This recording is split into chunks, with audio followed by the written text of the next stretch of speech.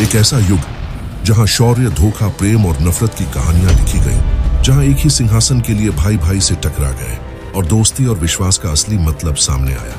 यह कहानी है महाभारत की। एक ऐसा युद्ध जिसमें सिर्फ तलवार नहीं बल्कि दिमाग, चालाकियां और धर्म के फैसले भी जीत या हार तय करते हैं। क्या आप जानते हैं कैसे पांडवों और कौरवों के बीच यह संघर्ष सिर्फ युद्ध नहीं था बल्कि जीवन के सबसे बड़े सबक से भरा हुआ एक महाकाव्य था। आइए हम आपको ले चलते हैं उस समय में जहां राजनीति और युद्ध का असली रंग दिखा। ये कहानी सिर्फ कहानी नहीं, यह है धर्म और अधर्म, प्रेम और नफरत, जीत और हार का संगम। तो तैयार हो जाइए महाभारत के इस अद्भुत सफर के लिए। हर पल यहाँ है एक नया रहस्य और हर कदम पर है एक नया ट्विस्ट। देखिए पूरी कहानी जो आपको बांधे रखेगी अंत तक। कथा आरंभ होती है हस्तिनापुर से। हस्तिनापुर उस समय भारत का एक शक्तिशाली और प्रसिद्ध राज्य था। वहां के राजा थे महाराज शांतनु। एक दिन शांतनु गंगा नदी के तट पर गए। वहां उनकी दृष्टि एक अनोखी, अत्यंत सुंदर स्त्री पर पड़ी। वह कोई साधारण स्त्री नहीं, स्वयं गंगा देवी ही मनुष्य रूप में पृथ्वी पर अवतरित हुई थी। शांतनु उनसे प्रथम दर्शन में ही प्रेम कर बैठे। शांतनु ने गंगा से विवाह का प्रस्ताव रखा। गंगा ने कहा, मैं आपसे विवाह कर सकती हूँ, पर एक कठोर शर्त है। आप मुझे कभी ये नहीं पूछेंगे कि मैं क्या कर रही हूँ, क्यों कर रही हूँ। यदि आपने एक भी बार मुझसे कोई प्रश्न पूछा तो उसी क्षण मैं आपको छोड़कर चली जाऊंगी। प्रेम में डूबे शांतनु ने बिना सोचे समझे यह शर्त स्वीकार कर ली। दोनों का विवाह हो गया। कुछ समय बाद गंगा ने एक पुत्र को जन्म दिया। जैसे ही बालक जन्मा, गंगा उसे गोद में लेकर नदी के किनारे पहुंची और निर्मम भाव से उसे गंगा में डुबोकर बहा दिया। यह देखकर शांतनु भीतर तक टूट गए, पर उन्हें अपना वचन याद था, इसलिए वे चुप रहे। दूसरा पुत्र हुआ, वही घटना दोबारा घटी। तीसरा, चौथा, पांचवां, छठा, सातवां, कुल 7 पुत्र पैदा हुए और प्रत्येक को गंगा ने जन्म लेते ही नदी में बहा दिया। शांतनु का हृदय विदीर्ण हो रहा था, पर वचनबद्ध होने के कारण वे मौन रहे। जब 8वां पुत्र जन्मा और गंगा उसे लेकर फिर नदी की ओर चली, तब शांतनु अपने आप को रोक न सके। वे पुकार उठे, हे गंगा, यह तुम क्या कर रही हो? अपने ही नवजात पुत्रों को क्यों मार देती हो? प्रश्न होते ही गंगा ठिठक गई। उसने शांत भाव से कहा, राजन, आपने मेरा वचन तोड़ दिया। अब मुझे आपको छोड़कर जाना होगा, परंतु जाते जाते मैं आपको सत्य बताती हूँ। ये जो 7 बालक मैंने गंगा में बहाए, वे वास्तव में देवलोक के वसु थे। उन्हें श्राप मिला था कि उन्हें पृथ्वी पर जन्म लेना पड़ेगा। मैं इन्हें उनके कर्मों से मुक्त कर रही थी ताकि ये शीघ्र ही स्वर्ग लौट जाए। अब जब आपने प्रश्न कर लिया है तो यह 8वां पुत्र मैं नहीं बहाऊंगी। यही आपका वंश आगे बढ़ाएगा। इसका नाम होगा देवव्रत। इतना कहकर गंगा उस बालक को लेकर देवलोक और आश्रमों में चली गई। वहां उसने देवव्रत को शास्त्र, शस्त्र, नीति, धर्म, युद्ध कला सब कुछ सिखाया। जब देवव्रत युवा हो गए, तब गंगा उन्हें वापस हस्तिनापुर लाकर शांतनु को सौंप गई। देवव्रत अत्यंत वीर, बुद्धिमान और धर्मनिष्ठ युवक बने। समय बीता। एक दिन शांतनु पुनः गंगा के तट पर शिकार से लौट रहे थे। उन्हें हवा के साथ एक विचित्र सुगंध आई। उस सुगंध का पीछा करते करते वे एक मछुआरे के घर तक पहुंचे। वहां एक युवती नौका चला रही थी, सावे वर्ण की, अत्यंत तेजस्वी और सुशील। वही थी सत्यवती। शांतनु उस पर मोहित हो गए और उसके पिता, जो मछुआरों का प्रधान, से विवाह का प्रस्ताव रखा। मछुआरे ने शांति से कहा, राजन, मेरी पुत्री से जो पुत्र उत्पन्न होगा, मैं चाहता हूं कि वही आपका उत्तराधिकारी बने, पर आपके पास तो पहले से एक योग्य पुत्र है, देवव्रत। कल को लोग उसी को राजा बनाना चाहेंगे। मैं तभी यह विवाह स्वीकार करूंगा जब आप मुझे यह आश्वासन दें कि सिंहासन केवल मेरी पुत्री के गर्भ से उत्पन्न संतान को ही मिलेगा। शांतनु धर्म संकट में पड़ गए। वे देवव्रत से अधिक प्रेम करते थे, इसलिए इतना बड़ा अन्याय नहीं कर सकते थे। उदास मन से वे हस्तिनापुर लौट आए। उनके उदास चेहरे को देखकर देवव्रत ने कारण जानना चाहा। बहुत पूछने पर सत्य सामने आया। देवव्रत अकेले ही मछुआरे के पास पहुंचे और कहा, मैं महाराज शांतनु का पुत्र देवव्रत हूं। मैं प्रतिज्ञा करता हूं कि मैं कभी भी हस्तिनापुर का राजा नहीं बनूंगा। आपकी पुत्री से जो पुत्र होगा, वही इस राज्य का राजा बनेगा। मछुआरा फिर भी आश्वस्त नहीं हुआ। उसने कहा, तुम तो यह कह रहे हो, पर तुम्हारी संतान? कल को तुम्हारे पुत्र राज सिंहासन पर अधिकार नहीं मांगेंगे। तब देवव्रत ने एक ऐसी भयानक प्रतिज्ञा ली जो इतिहास में अमर हो गई। उन्होंने कहा, मैं जीवन भर अविवाहित रहूंगा। मैं कभी विवाह नहीं करूंगा, इसलिए मेरा कोई पुत्र ही नहीं होगा। मेरी संतान न होगी तो मेरे वंश से कोई राज्य का अधिकारी भी नहीं होगा। यह सुनते ही देवता तक चकित रह गए। आकाशवाणी हुई, यह भीष्म प्रतिज्ञा है और जो यह प्रतिज्ञा ले वह भीष्म कहलाएगा। उस दिन से देवव्रत का नाम पड़ गया भीष्म। सत्यवती का विवाह शांतनु से हो गया। सत्यवती से 2 पुत्र उत्पन्न हुए, चित्रांगद और विचित्रवीर्य। चित्रांगद युवावस्था में ही युद्ध में मारे गए। विचित्रवीर्य की शादी गांधार देश की 2 राजकुमारियों अंबिका और अंबालिका से हुई। कुछ वर्षों बाद विचित्रवीर्य भी बिना संतान के मृत्यु को प्राप्त हो गए। अब हस्तिनापुर के सिंहासन पर बैठाने के लिए कोई सीधा उत्तराधिकारी नहीं था। तभी सत्यवती को अपना पुराना रहस्य याद आया। उसके पहले जीवन से भी एक पुत्र था, महर्षि व्यास। वही व्यास जिन्होंने आगे चलकर महाभारत ग्रंथ की रचना की। सत्यवती ने व्यास को बुलाकर कहा, राजवंश नष्ट होने की कगार पर है। नियोग की प्रथा के अनुसार तुम्हें महाराज की विधवा रानियों से संतति उत्पन्न करनी होगी ताकि वंश चलता रहे। नियोग उस समय की एक मान्य विधि थी जिसमें धर्मपूर्वक सीमित उद्देश्य से वंश को बचाने के लिए संतान उत्पन्न की जाती थी। पहले व्यास अंबिका के पास गए। व्यास का रूप अत्यंत तेजस्वी परंतु कठोर और भयावह था। जटाधारी, काले वस्त्र, तपस्या का सूर्य सा तेज। अंबिका उन्हें देखकर घबरा गई और आंखें बंद कर ली। फलस्वरूप उससे जो पुत्र उत्पन्न हुआ वह जन्म से ही अंधा था। उसका नाम रखा गया धृतराष्ट्र। दूसरी बार व्यास अंबालिका के पास गए। अंबालिका डर के मारे पीली पड़ गई, चेहरे का सारा रक्त उतर गया। परिणाम स्वरूप जो पुत्र उत्पन्न हुआ वह दुर्बल शरीर वाला रोगग्रस्त सा था। उसका नाम पड़ा पांडु। तीसरी बार जब व्यास को बुलाया गया तो अंबिका स्वयं जाने के स्थान पर अपनी दासी को भेज देती है। दासी न डरती है न घबराती है। वह नम्रता और शांति से व्यास के सामने बैठती है। उससे उत्पन्न हुआ एक अत्यंत बुद्धिमान धर्मनिष्ठ पुत्र विदुर।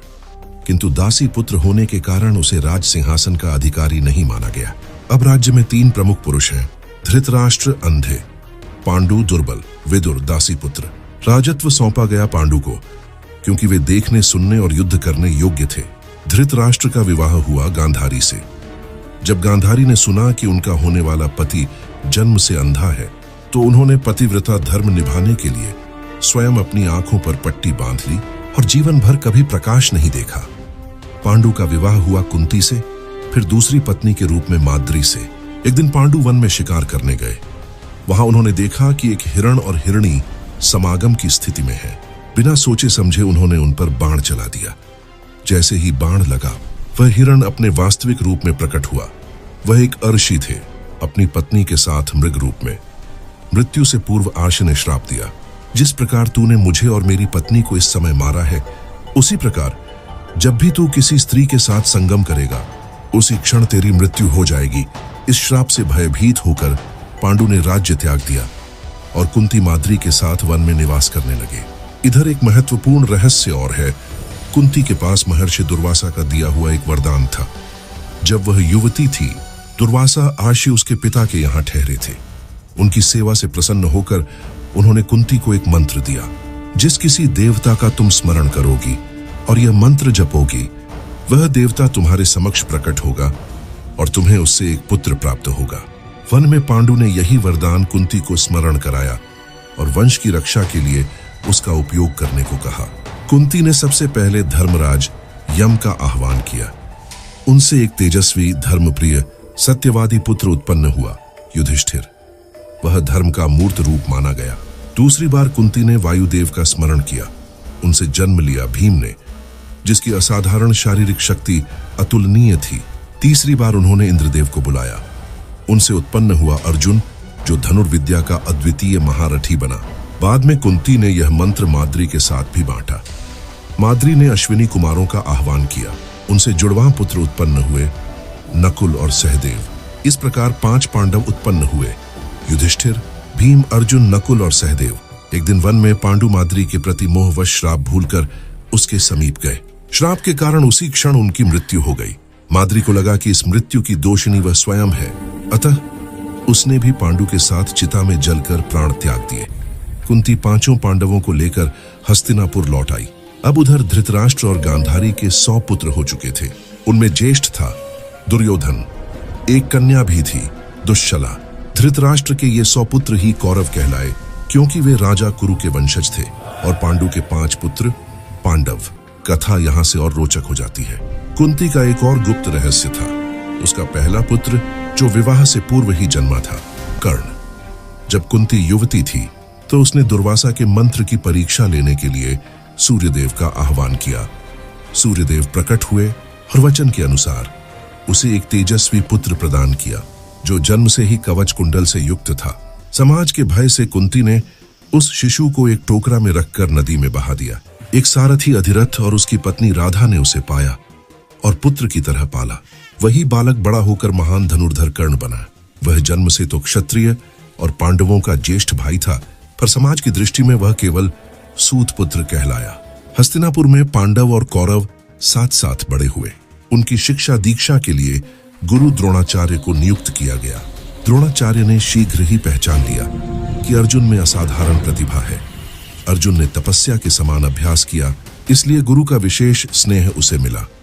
कर्ण भी महान धनुर्धर था, परंतु जाति के कारण उसे बराबरी का स्थान नहीं दिया गया।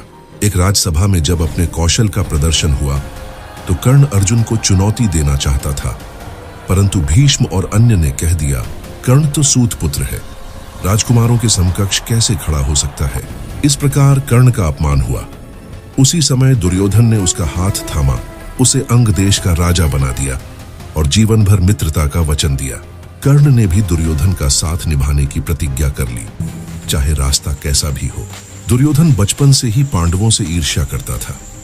युधिष्ठिर की सत्यनिष्ठा और धर्म पालन, भीम की बलशाली देह, अर्जुन की वीरता और अस्त्र विद्या, नकुल सहदेव की सुंदरता और ज्ञान, ये सब देख देख कर उसके भीतर जलन बढ़ती रही। उसकी यह ईर्ष्या और द्वेष उसकी माता के भाई शकुनी ने और भड़का दी। शकुनी स्वयं हस्तिनापुर से मन में बैर रखता था। वह हर हाल में इस राजवंश को तोड़ना चाहता था। शकुनी और दुर्योधन ने पहला बड़ा षड्यंत्र रचा, लक्षागृह। उन्होंने मोम, घी, लकड़ी और ज्वलनशील पदार्थों से बना एक सुंदर महल बनवाया और पांडवों को वहां रहने के लिए भेज दिया। योजना थी, रात में उस महल को आग लगाकर पांडवों को जला दिया जाए, परंतु विदुर को यह षड्यंत्र समझ में आ गया। उन्होंने गूढ़ संकेतों में पांडवों को सावधान कर दिया। भीम ने रात्रि में एक गुप्त सुरंग बनवाई। एक रात महल में आग लगी, परंतु पांडव अपनी माता के साथ उस सुरंग के रास्ते निकल गए। बाहरी लोगों को लगा कि पांडव जलकर मर गए, परंतु वे भेष बदलकर वन में इधर उधर घूमने लगे। इसी काल में उन्हें पंचाल देश में द्रौपदी के स्वयंवर की सूचना मिली। राजा द्रुपद ने अपनी पुत्री द्रौपदी के लिए एक कठिन परीक्षा रखी थी। ऊंचाई पर घूमते हुए चक्र के ऊपर मछली की आंख का निशाना और नीचे जल में दिखाई दे रहे उसके प्रतिबिंब को देखकर ही उसे भेदना। अनेक महारथी राजकुमार राजा उस परीक्षा में असफल रहे। कर्ण भी खड़ा हुआ, पर द्रौपदी ने ऊंची वाणी में कह दिया, मैं सूतपुत्र से विवाह नहीं करूंगी। कर्ण अपमानित होकर लौट आया। अंत में ब्राह्मण वेश में बैठे अर्जुन ने धनुष उठाया, एकाग्रता से जल में प्रतिबिंब देखा और एक ही बाण से मछली की आंख भेद दी। द्रौपदी ने अर्जुन के गले में जयमाला डाल दी। जब पांडव द्रौपदी को लेकर अपनी झोपड़ी में लौटे तो बाहर से ही मां कुंती से बोले, मां देखो हम क्या लाए हैं। कुंती बिना देखे ही बोल उठी, जो भी लाए हो 5 भाई मिल बांट कर उपयोग करना। जब उन्हें पता चला कि वह कोई वस्तु नहीं, एक स्त्री द्रौपदी है, तब वे अत्यंत व्याकुल हुई। परंतु वचन निकल चुका था और उस समय वचन को अत्यंत पवित्र माना जाता था।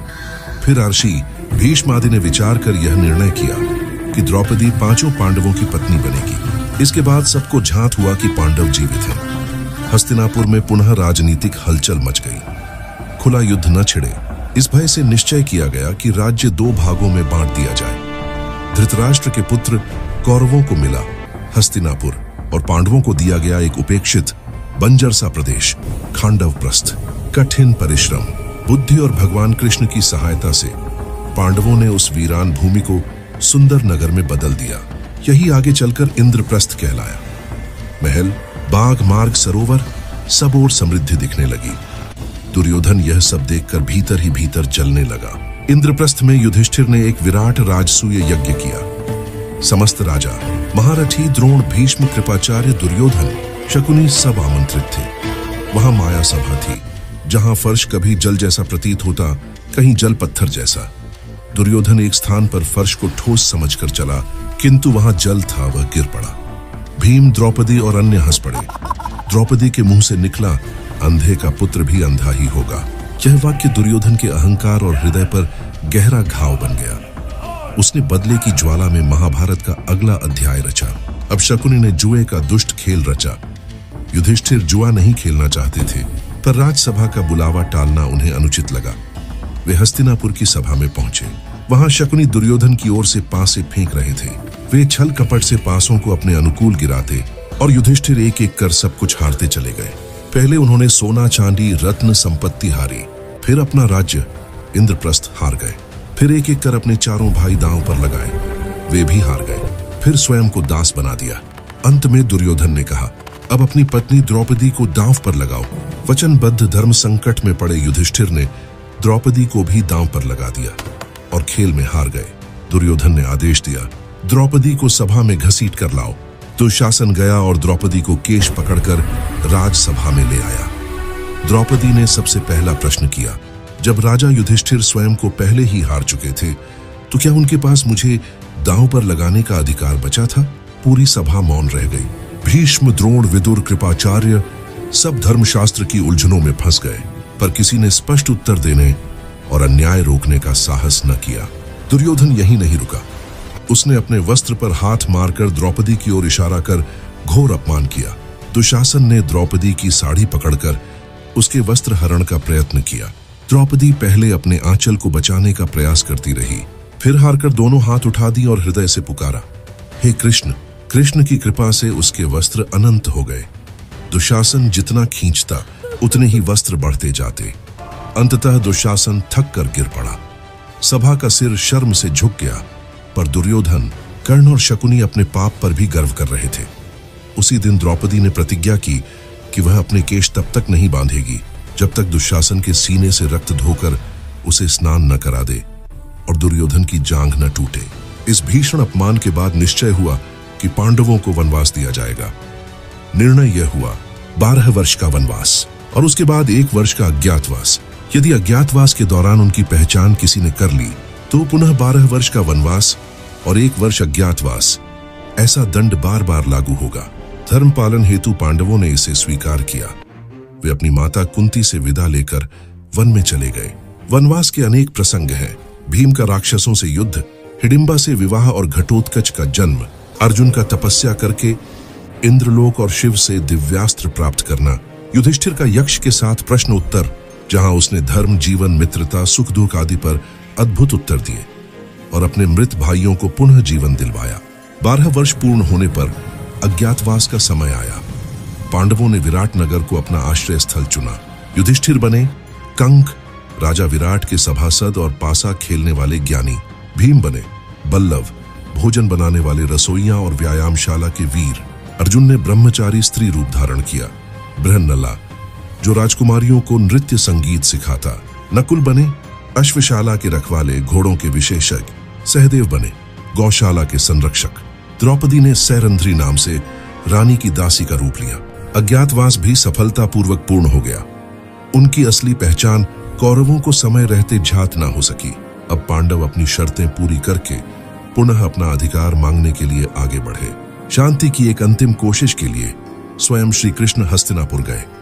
उन्होंने धृतराष्ट्र और दुर्योधन से कहा, पांडव युद्ध नहीं चाहते, उन्हें केवल उनका उचित भाग दे दो, इंद्रप्रस्थ लौटा दो।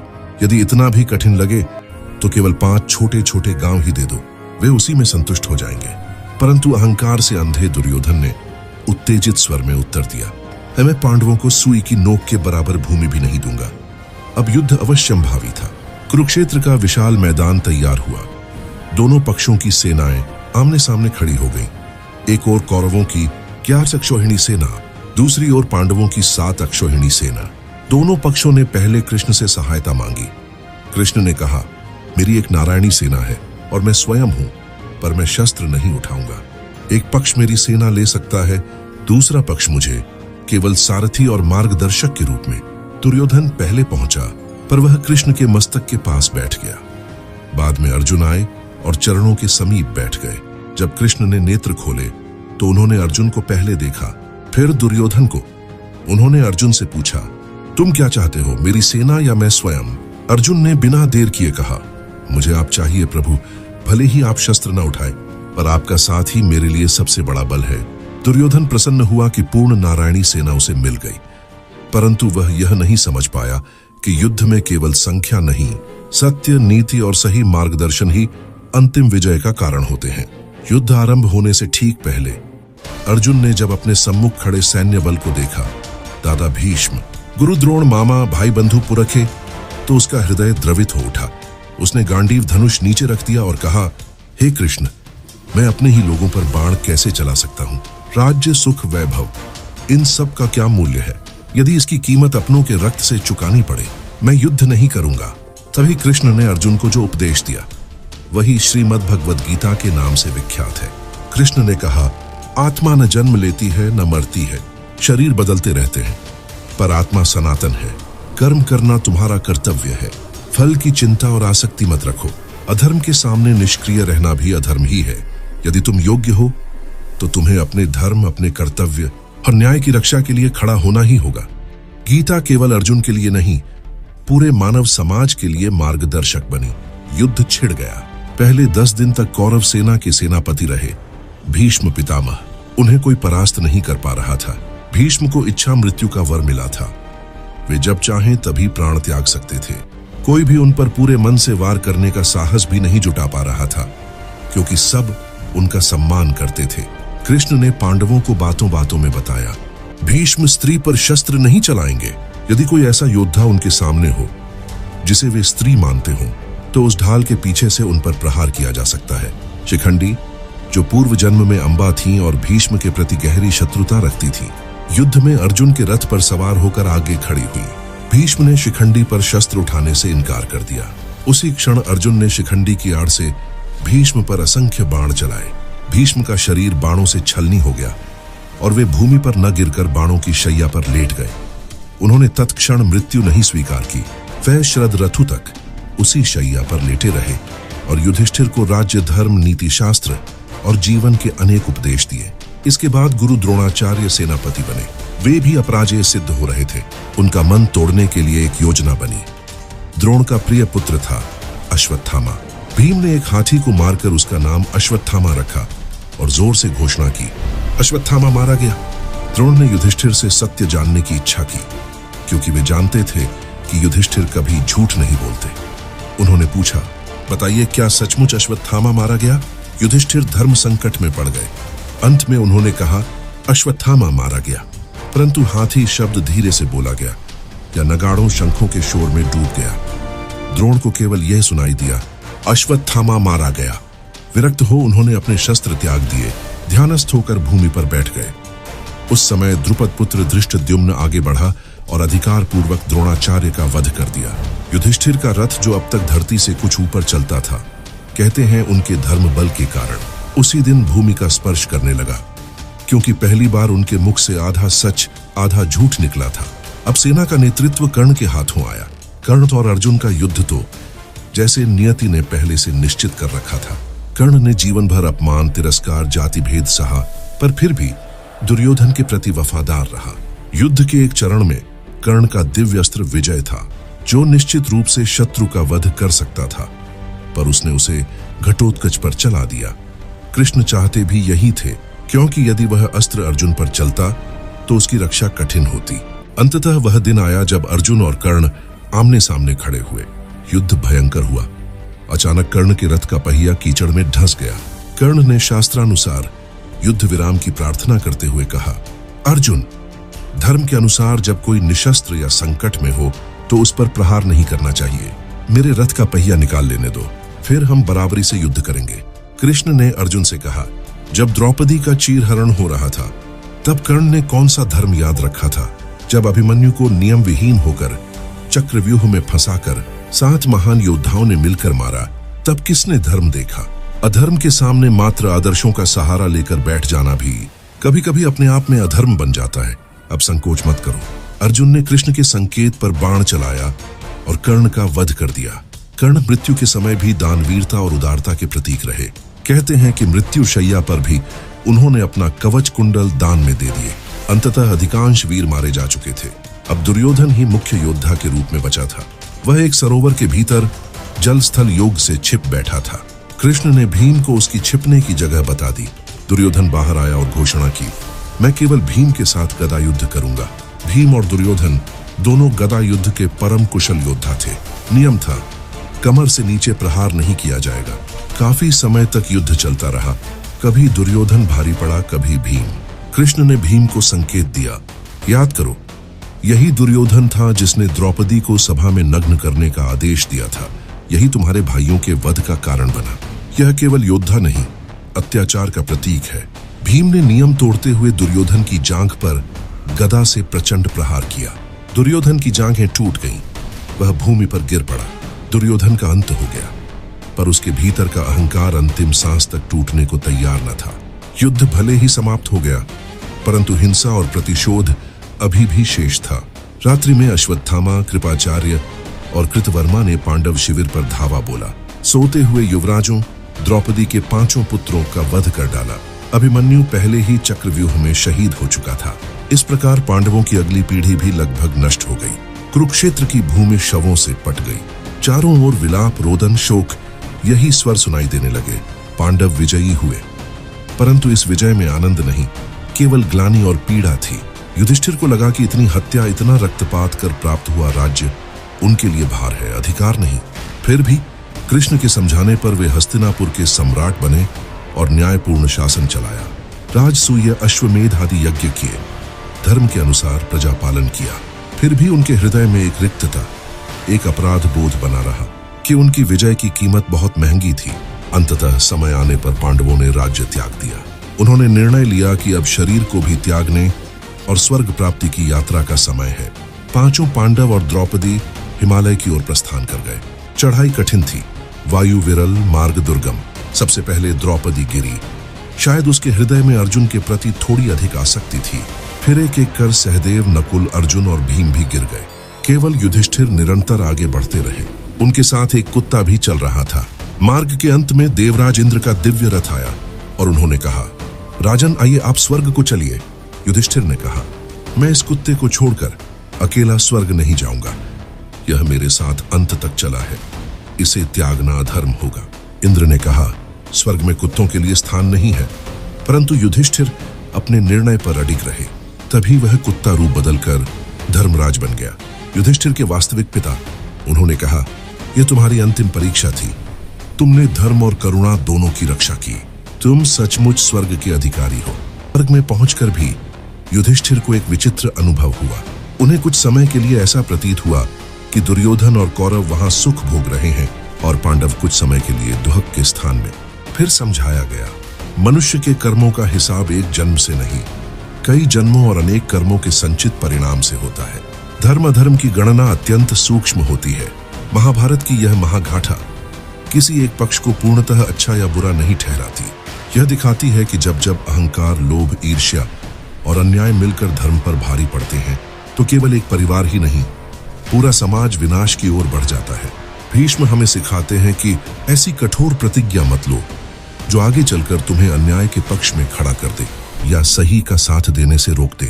कर्ण सिखाता है कि अन्याय और अपमान एक महान हृदय वाले मनुष्य को भी गलत पक्ष में खड़ा कर सकते हैं। मित्रता और कृतज्ञता अच्छी बात है, पर उन्हें धर्म से ऊपर रख देना विनाशकारी है। द्रौपदी की कथा बताती है कि स्त्री का अपमान किसी भी सभ्यता के पतन का सबसे बड़ा कारण बन सकता है। अर्जुन का मोह और गीता का उपदेश सिखाता है कि जीवन का सबसे बड़ा संग्राम बाहर नहीं, हमारे भीतर के संशय, भय और आसक्ति के विरुद्ध होता है। और श्री कृष्ण सिखाते हैं, कर्तव्य से मुंह मोड़ना, केवल मैं शांति चाहता हूं कह देना ही धर्म नहीं है। धर्म का सच्चा पालन कभी कभी अत्यंत कठोर निर्णय, त्याग और संघर्ष की मांग करता है। इसलिए कहा गया है, जो कुछ महाभारत में है वह कहीं न कहीं इस संसार में अवश्य है, और जो महाभारत में नहीं है वह शायद संसार में कहीं नहीं।